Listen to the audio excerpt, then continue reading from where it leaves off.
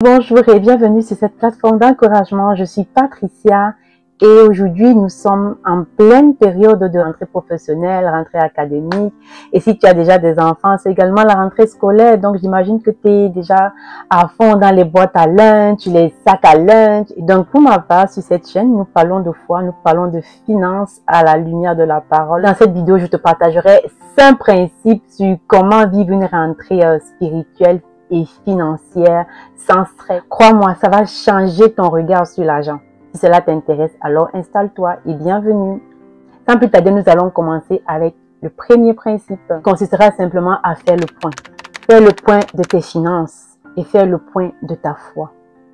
Je m'explique. Avant d'entrer dans cette rentrée, ce serait bien d'évaluer ta situation financière, c'est-à-dire qu'est-ce que tu as comme dette. Si tu as des dettes que tu as contractées, aussi bien des bonnes dettes que des mauvaises dettes, c'est très bien de faire le point sur ta situation financière. Également de savoir où est-ce que tu es rendu dans ton épargne, dans tes prélèvements automatiques, quelle est ta santé financière au jour d'aujourd'hui. Sur le plan spirituel également, c'est tellement que pendant les vacances, tu t'es un peu reposé, maintenant tu voudrais reprendre ta vie de prière. Alors ce serait bien de savoir où est-ce que tu es rendu présentement et où est-ce que tu veux t'en aller. L'idée ici, c'est vraiment d'être honnête avec toi-même et de te dire, voici où est-ce que je suis rendu spirituellement et voilà où est-ce que je souhaite aller. Si tu as conscience du point où tu te trouves financièrement et spirituellement, ça va être plus facile de te projeter en fait. D'où l'importance de prendre un moment avec toi-même et de faire le point de ta santé financière, de ta santé spirituelle. Très bien vraiment de noter toutes les entrées financières que tu reçois et en parallèle de noter tout ce que tu dépenses en fait, tu vois.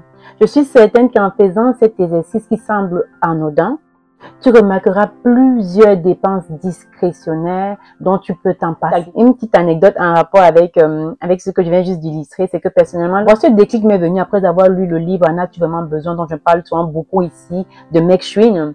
Ce livre-là a révolutionné ma vie. Ce livre, ça m'a aidé à extraire, à éjecter de mon budget plusieurs dépenses discrétionnaires dont tu n'as même pas idée en fait. Donc, ne prends pas ça comme un exercice anodin, c'est important. Et si tu vois que c'est trop lourd pour toi, généralement, les banques donnent souvent des relevés parfois mensuels. Et à la fin, ça te donne juste l'état de tout ce qui est entré dans ton compte, de tout ce qui en est sorti, tu vois. Donc, maintenant qu'on sait où est-ce qu'on est, il serait temps de fixer nos priorités. D'où le deuxième principe qui consistera à fixer les priorités et différencier les envies des besoins. Je m'explique. Un besoin, c'est par exemple le budget pour ton alimentation, le budget pour ton loyer. Tu en as besoin pour pouvoir vivre. Par contre, une envie, c'est comme t'acheter t'offrir le dernier iPhone qui est sorti. Ça, c'est une envie dont tu peux t'en passer temporairement ou alors tu peux reporter à plus tard. Moi, je suis de ceux qui pensent que la priorité devrait être à l'essentiel et les envies à leur place. Dans ce deuxième principe, l'idée serait de fixer tes priorités et de voir qu'est-ce qui est essentiel pour toi, de différencier tes besoins de tes envies. Et au troisième principe qui te permettra de vivre une rentrée spirituelle et financière sans stress, en restant fidèle à Dieu dans tes valeurs. Que nous savons ce qui compte réellement pour nous, que nous savons qu'est-ce qui est important et qu'est-ce qui est prioritaire, il serait temps de budgétiser. Ce qui nous amène au troisième principe qui est planifier et budgétiser avec sagesse. En fait, la parole nous dit que la femme sage bâtit et l'insensé la renverse. Donc, ça prend la sagesse pour pouvoir bâtir ta santé financière, pour pouvoir bâtir ta santé spirituelle. Parce que j'estime que vivre sans planification, ce serait un peu vivre comme une insensée en fait. C'est-à-dire, tu te lèves, tu vis selon tes émotions. Qu'est-ce qui te guide? Qu'est-ce qui t'oriente dans la vie? En fait, un plan sans action est un rêve. Tu es d'accord avec moi? Un plan qui n'a pas été écrit au préalable, une vision qui n'a pas été écrite au préalable est un rêve. Et un budget qui n'a pas de suivi, c'est un cauchemar.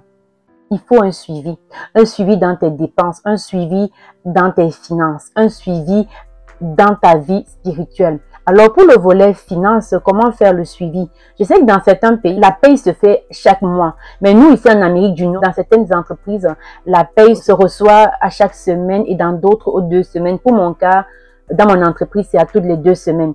Donc à chaque 2 semaines, personnellement, je me discipline et je fais ce travail de suivi-là. Avant de commencer à utiliser la paie qui a été déposée dans mon compte, je planifie, je budgétise tout. Puis ça, c'est une discipline que je me suis donnée depuis que j'ai commencé mon premier stage, alors que j'étais encore étudiante. J'avais pas lu ça quelque part, j'avais pas vu ça quelque part. J'avais juste commencé à écrire. J'écrivais tout ce que je recevais, la dîme que je voulais prélever, les projets que j'avais. Et si je vous présente ces notes-là, vous verrez que je suis capable de te dire avec exactitude qu'est-ce que j'ai reçu depuis que je travaille et où est-ce que c'est parti, qu'est-ce que j'ai fait de cet argent-là. Donc, c'était vraiment une discipline naturelle que je me suis donnée comme ça et c'était pas un fardeau pour moi. Je m'y plaisais. Et au fur et à mesure que j'ai été fidèle dans cette discipline-là, en regardant, je suis tombée sur l'un des blocs notes l'autre jour, puis je me suis juste rendu compte comment est-ce que le Seigneur m'avait fait grâce et il y a eu une amélioration, il y a eu des progrès dans la manière de faire mon budget. Ok, je pourrais peut-être vous présenter, vous êtes intéressé, je pourrais peut-être vous présenter comment est-ce que moi je gère les différents postes de dépenses que j'ai quand je reçois ma paye en fait. Donc ça prend vraiment ce suivi-là. Si toi tu reçois ta paye à chaque mois, alors n'hésite pas à budgétiser. C'est pas que ta paye est arrivée dans ton compte, à peine tu as commencé à résoudre tous les problèmes du monde. Tu sais même pas de quoi tu as besoin. Tu n'es même pas capable de dire avec exactitude le budget qu'il faut pour que ta maison fonctionne. C'est-à-dire là où tu vis, que tu sois marié ou pas, est-ce que tu es capable de dire avec exactitude le budget mensuel qu'il te faut pour vivre? Sur le plan spirituel, je te proposerai d'avoir des temps de prière, même si c'est juste 5 minutes par jour. Prends le temps en fonction de tes disponibilités parce que quand tu es déjà maman, ton agenda est assez atypique. Donc, je te dirais pas prendre 5 minutes au début avant le lever du soleil. Je te dirais pas il faut automatiquement que tu pries au moins 1 heure par jour. Non, nous ne sommes plus dans la condamnation. Le Seigneur regarde avec le cœur et la fidélité. Si tu commences avec 5 minutes pendant cette rentrée à lui consacrer, à lui offrir, à ton Père Céleste, 5 minutes de ton temps chaque jour et que tu le fais vraiment du fond de ton cœur. C'est celui qui donne le vouloir et le faire te permettra d'augmenter ce temps-là chaque jour. Il te permettra d'augmenter parce qu'il verra la volonté que tu as, ce désir que tu as de passer du temps dans sa présence malgré ton agenda chargé. Il te fera de grâce, il fera du bien. Donc, je suis pas là pour te dire, il faut que tu passes au moins tel nombre de temps de prière par jour. Non, c'est pas ça. C'est le cœur. C'est qu'est-ce que tu veux offrir à Dieu. Maintenant que tu as cette dévotion du temps que tu t'es fixé quotidiennement, peu importe la plage horaire, si tu peux, je te proposerais de booker de façon intentionnelle un temps un peu plus grand dans la semaine où tu dis Seigneur, je te consacre ce temps-là. Je m'explique. Ça peut être peut-être le samedi matin entre 5h et 6h. Ça peut être le vendredi soir entre 23h et minuit où tu dis Seigneur, je te consacre ce temps-là où je viens rester dans ta présence. Dans ce temps-là, tu ne viendras pas avec une liste d'épicerie où tu vas lui demander tellement de choses. Non, tu viens lui offrir ce temps. Tu viens par amour pour lui, tu viens rester dans sa présence. Tu ne lui demandes rien. Parce que des fois, tu verras que pendant cette rentrée-là, tu verras que tu auras des fois des défis où tu auras envie de lui dire, Seigneur, je veux ci, je veux ça, je veux ça. Mais par amour pour lui, tu te dis, Seigneur, j'ai décidé de t'offrir, de te consacrer ce temps-ci, tel jour dans ma semaine, c'est pour toi. Tu verras une belle différence dans ta vie. Des fois, plusieurs problèmes vont se résoudre sans que tu aies besoin d'élever la voix. Parce qu'il dit, cherchez d'abord le royaume des cieux et sa justice. Et toute chose vous sera donnée par-dessus tout. Et ce temps, là j'ai déjà parlé du temps de ta dévotion quotidienne que tu as résolu dans ton cœur d'offrir à Dieu selon ta réalité. Parce que si tu as un petit bébé, vraiment, ta réalité est différente de quelqu'un qui n'a pas encore d'enfant. Ta réalité est différente de quelqu'un qui a peut-être 5 enfants. Donc, chacune a sa réalité. L'idée ici, c'est vraiment juste de se reconnecter avec notre Père Céleste. En plus maintenant de cette dévotion que tu lui offres chaque jour, je te proposerai de fixer au moins un jour dans la semaine où tu te dis, Seigneur, ce jour, si je serai présente à tes pieds. Qu'il pleuve, qu'il vente ou qu'il neige, je serai là. Tu t'as décidé peut-être 30 minutes ou 1 heure, tu es présente. Dans ce temps, qu'est-ce que tu peux faire? Tu me diras, mais Patricia, dans ce temps, qu'est-ce que je fais? C'est simple. Dans ce temps, tu ne demandes rien. Tu es présente. Tu peux le louer. Tu peux l'adorer.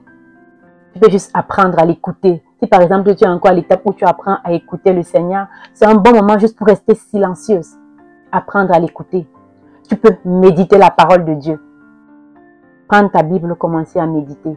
Reste là et dans ce temps, invoque le Saint-Esprit. Le Saint-Esprit va te guider, il va te conduire sur tellement de choses. Et tu verras que tellement de fruits sortiront de ce temps de consécration.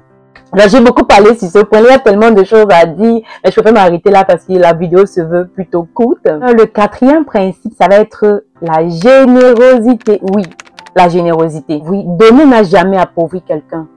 Au contraire, j'estime que donner est une source de bénédiction. Ça provoque beaucoup de bénédictions. Parce que même la parole nous dit qu'il y a plus de joie à donner qu'à recevoir. Avant de donner, je t'encourage à prier avant de donner. Parce que lorsque ton don est inspiré, c'est encore extraordinaire. Demande au Seigneur, Seigneur, je veux être ta main tendue, je veux être une source de bénédiction pour quelqu'un aujourd'hui. Alors inspire-moi quelqu'un durant cette rentrée à qui je pourrais faire du bien en ton nom. Tu verras, il va t'inspirer au moins une personne à qui tu pourrais offrir un cahier, à qui tu pourrais offrir un bic. Il y a même des personnes dans des pays, dans des régions qui n'ont même pas de quoi manger, qui n'ont même pas d'uniforme, qui n'ont même pas juste du riz. Tu vois, il t'inspirera même que ce soit un orphelinat, que ce soit un orphelin, même si c'est une personne à qui tu pourras faire du bien durant cette rentrée. Ne sous-estime pas. Et pour cela, je t'encourage à prier avant. Et sur le plan spirituel, tu peux donner. Tu peux décider de te tenir à la brèche pour une amie, pour un couple, pour un collègue qui passe par une situation difficile. C'est qui est sûr qu'autour de toi, il y a quelqu'un qui est dans le besoin. Tiens-toi à la brèche, donnez de ton temps, donnez de ton écoute. L'écoute active, ça ne coupe pas les rues. Des personnes qui sont capables de t'écouter comme ça de façon active. C'est impressionnant. Donc, il y a toujours quelque chose à donner. Comme tu arroses, c'est aussi de même que tu seras arrosé. Donne et il te sera donné. Mais l'idée n'est pas trop de donner parce que tu attends quelque chose en retour. Mais non, c'est vraiment juste de donner par amour, par générosité, de façon intentionnelle, de planifier les dons. Quels sont les dons que tu souhaites faire? Il y a tellement de terres fertiles. Prie simplement, demande la direction au Seigneur, il te guidera. Mais sois intentionnel dans le don que tu souhaites faire durant cette rentrée pour ta vie spirituelle et pour ta vie financière. Ce qui nous porte directement au cinquième et dernier principe, qui est la gratitude et la discipline. Pourquoi? Parce que la discipline n'est pas restrictive, elle est libératrice. En fait, la gratitude et la discipline sont les alliés de tes finances et de ta paix intérieure. Comment vivre la gratitude au quotidien? Personnellement, ce que je fais, c'est que j'ai un petit cahier au chevet de mon lit où je prends la peine de noter chaque soir avant de m'endormir 3 points pour lesquels je suis reconnaissante. Je revois ma journée puis j'essaie de noter 3 points. Je ne te dirais pas que je suis parfaite, que je le fais à tous les soirs, non. Mais je travaille dessus et mon objectif c'est de le faire à chaque soir. Donc si tu veux comme moi, tu peux également cultiver cela et noter 3 éléments ou 2 éléments ou même 5, ça dépend de toi, pour lesquels tu es simplement reconnaissante. Personnellement, ça m'aide à rester reconnaissante et ça m'introduit directement dans ma prière du soir avant le dodo. Et sur le plan financier, comment vivre cette discipline-là, c'est en évitant les achats impulsifs. Parce que nous, les dames, on se connaît. Lorsqu'on entre dans les magasins, nous regardons avec les mains, au lieu de regarder avec les yeux et directement on est déjà à la caisse. Donc, éviter tout achat impulsif. Et avant de prendre une décision, de toujours prier dans ton cœur. Des fois, on a des décisions qu'on doit prendre au bout d'1 heure, au bout de 2 heures de temps. Donc, on a le temps de demander l'aide au Saint-Esprit. Des fois, tu es en interaction avec quelqu'un et instantanément, tu dois donner la réponse.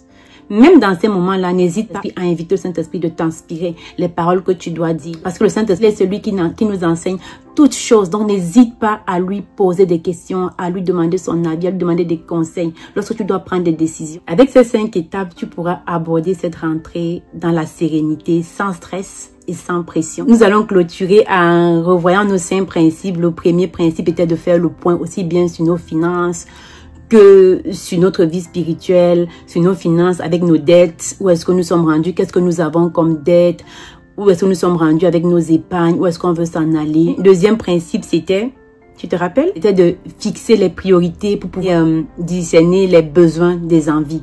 Le troisième principe était budgétiser et planifier avec sagesse. Le quatrième principe, être généreuse. Cultivons la générosité. Faisons de la générosité notre culture personnelle. Cinquième et dernier principe, la discipline et la gratitude. Applique ces principes durant cette rentrée et tu verras une différence. Moins de stress, plus de bénédictions et une vraie sérénité financière et spirituelle. Alors, si cette vidéo t'a inspiré, n'hésite pas à liker, à partager à quelqu'un à qui tu souhaiterais de vivre une rentrée spirituelle et financière sans stress et à t'abonner pour pour plus de contenu de ce type sur les finances à la lumière de la parole. Je t'encouragerai à manifester l'amour, la générosité en partageant avec moi quelles sont les astuces que toi tu adoptes durant cette rentrée qui te permettent de vivre sereinement et en paix. Partage avec moi pour que je puisse aussi en bénéficier. Sois généreuse, ok? On a dit qu'on cultivait la générosité. Donc, n'hésite pas à partager avec moi quelles sont tes astuces pour cette rentrée. Comment est-ce que tu t'y prends durant cette rentrée pour la vivre sereinement. Merci beaucoup d'avoir regardé jusqu'ici. Je te souhaite une rentrée spirituelle et financière prospère. Je prie que le Seigneur t'accorde la paix, la prospérité à tous égards, que tu prospères à tous égards, tel que prospère l'état de ton âme et que tu sois en bonne santé afin de pouvoir accomplir tous les projets que le Seigneur a déposés dans ton cœur et tous les projets pour lesquels il t'a suscité. Sois abondamment béni et excellente rentrée.